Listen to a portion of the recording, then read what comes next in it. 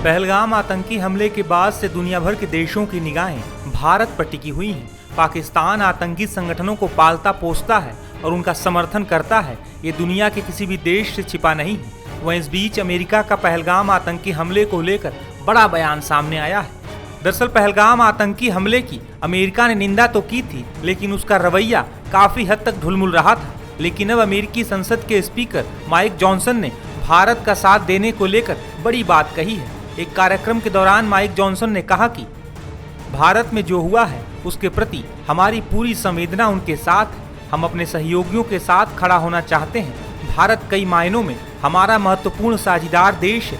Bharat America के बीच जल्द ही trade को लेकर बातचीत सफल होगी। वहीं अगर खतरा बढ़ता है तो आप देखेंगे कि ट्रंप प्रशासन संसाधनों के साथ हर मुमकिन मदद करेगा। माइक जॉनसन से पहले अमेरिका के पूर्व एनएसए जॉन बोल्टन ने भी भारत को लेकर बड़ी बात कही थी। एक बातचीत के दौरान जॉन बोल्टन ने कहा कि पर्यटक इलाकों में नागरिकों पर हमले ये दिखाते हैं कि पाकिस्तान प्रायोजित आतंकी गतिविधियों का दायरा बढ़ता जा रहा है। कोई भी अस्थायी संघर्ष नहीं चाहता, लेकिन अगर पाकिस्तान अपनी जमीन से आतंकियों को खुला छोड़ता है तो भारत के पास जवाबी कार्रवाई का पूरा हक है। भारत का समर्थन करते हुए जॉन बोल्टन यही नहीं रुके, उन्होंने आगे कहा कि मुझे लगता है कि प्रधानमंत्री नरेंद्र मोदी ने 2019 में इसी तरह की घटना से निपटने के लिए काफी संयम बरता था, जिसमें पाकिस्तान स्थित आतंकी संगठन जैश ए मोहम्मद के हमले में 40 सैनिक शहीद हो गए थे। दरअसल पाकिस्तान कई दशकों से आतंकी संगठनों के साथ मिलकर भारत के खिलाफ साजिश रचता रहा है। अंतर्राष्ट्रीय मंचों पर भारत ने कई बार पाकिस्तान को बेनकाब भी किया है। इसके बाद भी पाकिस्तान है कि सुधरने का नाम नहीं ले रहा। हालांकि मोदी सरकार ने पहलगाम में पर्यटकों पर हुए हमले को लेकर जिस तरह का रुख अपनाया है, उससे पाकिस्तानी हुक्मरानों के होश उड़े हुए हैं। भारत ने पाकिस्तान की नकेल कसने के लिए कई एक्शन भी लिए हैं। वहीं मौजूदा हालात पर रक्षा विशेषज्ञों का क्या कहना है, सुनिए। पहलगाम मैसेकर के बाद भारत का रवैया बड़ा क्लियर है कि भारत ने उसका बदला पक्का लेना है, और बदले में एक ऑप्शन वॉर की भी होती है। और यदि वो वॉर की ऑप्शन एक्सरसाइज हो जाती है या एस्केलेशन ना चाहते हुए भी हो जाती है, तो दोनों तरफ को तैयार रहने की जरूरत है। पाकिस्तान की भी आर्मी, नेवी, एयरफोर्स इस वक्त पूरी तैयारी पे है, पूरे अलर्ट पे है। उसी तरह से भारत की नेवी, आर्मी, एयरफोर्स भी पूरी तैयारी पे है। अब अगर भारत की तरफ से कोई वार होगा तो पाकिस्तान भी रिटेलिएट करेगा, और रिटेलिएशन के तरीके क्या हैं, वो हो सकता है आपके काउंटर वैल्यू या काउंटर फोर्स टारगेट्स पे करे, या आपके शहरी इलाकों पे भी कोई मिसाइल गिर सकती है, कोई हवाई हमला हो सकता है, उसमें कोलैटरल डैमेज होगी और सिविलियंस की जान माल की नुकसान हो सकता है। और जब लड़ाई लड़ते हैं तो ये सिर्फ आर्म फोर्सेस लड़ाई नहीं लड़ती हैं, ये लड़ाई भारत के शहरी भी, पूरा का पूरा देश मिलकर लड़ता है, और शहरियों का भी कुछ उसके रिस्पॉन्सिबिलिटीज होती हैं। तो उस केस में अगर ये हमारे ऊपर हमला होता है तो पहले हमने पैसिव एयर डिफेंस मेजर्स लेने हैं अगेंस्ट एनिमी एयर। पाकिस्तान की जो एयरफोर्स है वो अगर हमारे पर अटैक करे, यहाँ उनकी कोई मिसाइल अटैक करे, तो यहाँ जान माल का जो नुकसान होना है उसको कम कैसे किया जाए। तो उसके लिए सायरन बजा के लोगों को वार्निंग दी जा सकती है, क्योंकि हमारे रेडार्स उनके जहाज़ों को भी पकड़ेंगे, मिसाइल्स को भी पकड़ेंगे, तो एडवांस वार्निंग होगी ताकि लोग अपनी जान बचाने के लिए बंकर्स में जा सकें, या जो भी मेजर्स उनको सिखाए जा रहे हैं वो कर सकें। दूसरा, ब्लैकआउट ड्रिल्स हो सकती हैं कि रात को अगर भारत का दुश्मन का जहाज आए तो उसको एग्जैक्ट टारगेट ना मिले, और दिन के टाइम तो हमारे लोग भी वहां होंगे, हमारे हवाई जहाज भी उनको पकड़ सकते हैं।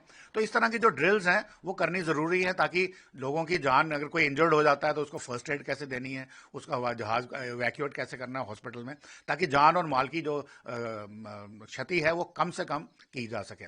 तो ये एक ड्रिल्स एक नॉर्मल प्रेपरेटरी स्टेज में है, एक प्रिकॉशनरी चीज है जो सबको जरूर करनी है, specially the states of Gujarat, Rajasthan, Punjab और जम्मू एंड कश्मीर। सर, लगातार सीज फायर वायलेशन भी हो रहा है एलओसी के, किस तरह देखते हैं? हमारी आर्मी भी रिटेलिएट कर रही है।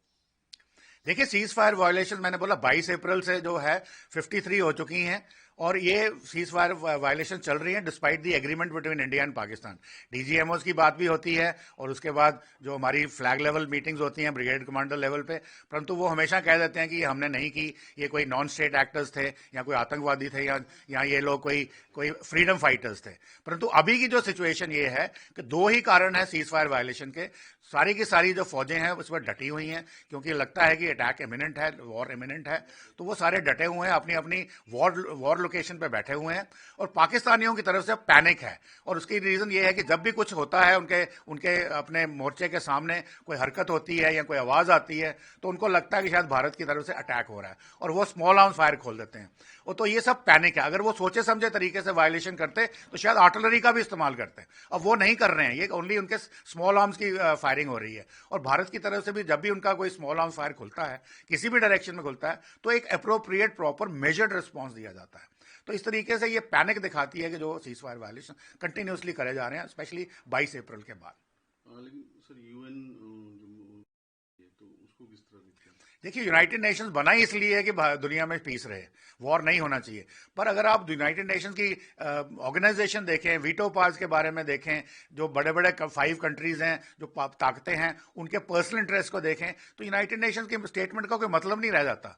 उनके कहने या ना कहने से कोई फर्क नहीं पड़ता। अगर भारत को काइनेटिक एक्शन लेना होगा जो उसके स्कीम ऑफ थिंग्स में आएगा, जो भारत सोच रहा है कि इसको डिप्लोमेटिक, इकोनॉमिक, फिर इंफॉर्मेशन वॉरफेयर, असैसिनेशंस, जो लोगों की, प्रोमिनेंट लोगों की, ये सब मिलाकर के और एक कहीं स्ट्राइक्स ऑन द कैंप्स या उनके ऐसी जगह पे स्ट्राइक करनी है जहां पे उनको पूरा का पूरा क्षति पहुंचे और वो सोचने में मजबूर हो जाए कि यार हमें अपनी एग्जिस्टेंस बचानी है या कश्मीर का राग अलापना है या भारत में एक्सपोर्ट टेररिज्म को एक्सपोर्ट करना है, तो वो सोचने में मजबूर हो जाए और शायद अपनी हरकतें बंद कर दें तो हम भी अपना कोई एक्शन नहीं लेंगे। सर वही जिस तरह पानी और पाकिस्तान का जो अथॉरिटी है इसके ऊपर उन्होंने भी एक कंसर्न कहा है कि खरीफ जो क्रॉप है पाकिस्तान में वो इम्पैक्ट होगा, तो किस तरह देखते हैं? देखिए, ये तो हमको पहले से पता था कि जो इंडस वाटर ट्रीटी 1960 में साइन की थी वो लॉपसाइडेड थी।